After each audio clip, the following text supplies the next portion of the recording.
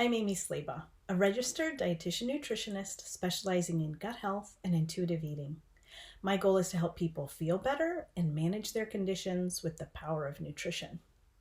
And I want to talk today about nutrition and GLP-1 medications. These are the new weight loss and diabetes medications like Ozempic, Zepbound, Wegovy. If you're taking or thinking of taking one of these, have you ever wondered if how you eat matters when you're on this medication? The medication's doing the heavy lifting for you. You're losing weight. Maybe you're seeing better blood sugar control. So does what and how you eat even matter anymore? Yes, it does. Now, maybe you've been through tons of diets and it feels like a relief to not be on a strict diet plan. The good news is that it doesn't take a strict diet plan to make sure your food and eating habits are actively contributing to your health. I want to talk more about how you can make your food and eating habits work for your health in just a second, but first, a caveat. So I refer to myself as a weight-neutral dietitian, and some might hear that term and wonder, how in the world does a weight-neutral dietitian help people who are on weight loss medications? Well, good question. In identifying as a weight-neutral dietitian, two of my intentions are to decenter weight as a primary marker for assessing health, and to recognize the complexities of weight and weight loss attempts.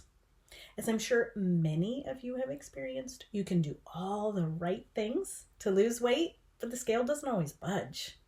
Yet diet and lifestyle changes can make a significant impact in health and well-being, even if the scale isn't changing. I'm here to help people improve their health and well-being, and sometimes on that journey there's weight loss and sometimes there's not. My benchmarks for success that I look for are improved health and improved well-being. Okay, with that caveat out of the way, let's get back to talking about how you can make your food choices and eating habits work for your health when you're on one of these medications. Step one is to make sure you're eating enough. In order for weight loss to actually help your health, it has to be done in a way that still meets all of your nutritional needs. Because of a toxic dieting culture that makes not eating seem virtuous, it can seem great when all of a sudden you have no appetite and you think, perfect, mission accomplished. But no, weight loss that comes from not eating does not help your health.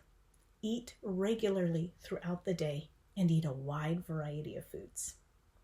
Next, work on your relationship with food. A lot of people who have had trouble with their relationship with food find that it can be less complex when they're on these GLP-1 medications. Are you familiar with the term food noise? Constant food thoughts running through your head or a sense of hunger that can't be satisfied? These medications can help to quiet this food noise. Now, other approaches like intuitive eating can also help. But for those who are already on one of the GLP-1 medications, this may be one of the benefits. If so, you can take advantage of this quieting of food noise to work on your relationship with food. Not everyone can or will want to stay on GLP-1s long term, but you can take advantage of this time with reduced food noise to interact with food in a new way and to learn what hunger, fullness, and satisfaction feel like in your body. And these skills are valuable for a healthy, long-term relationship with food in your body.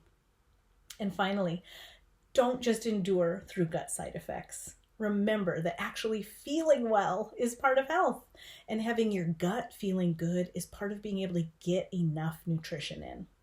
If you have nausea, vomiting, constipation, or any other gut symptoms from taking a GLP-1 medication, please know that you do not have to just endure these. You can discuss changes to your dosage or medication type with your doctor.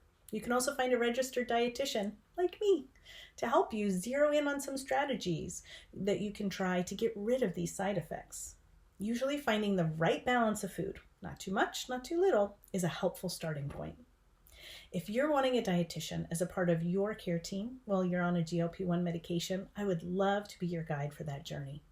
And if you're on one and are curious about using a different approach, aren't on one, and are curious about using a different approach like intuitive eating to reduce your food noise, I would love to hear from you. Please reach out to me using my website, amyslaba.com. I'll drop the link below.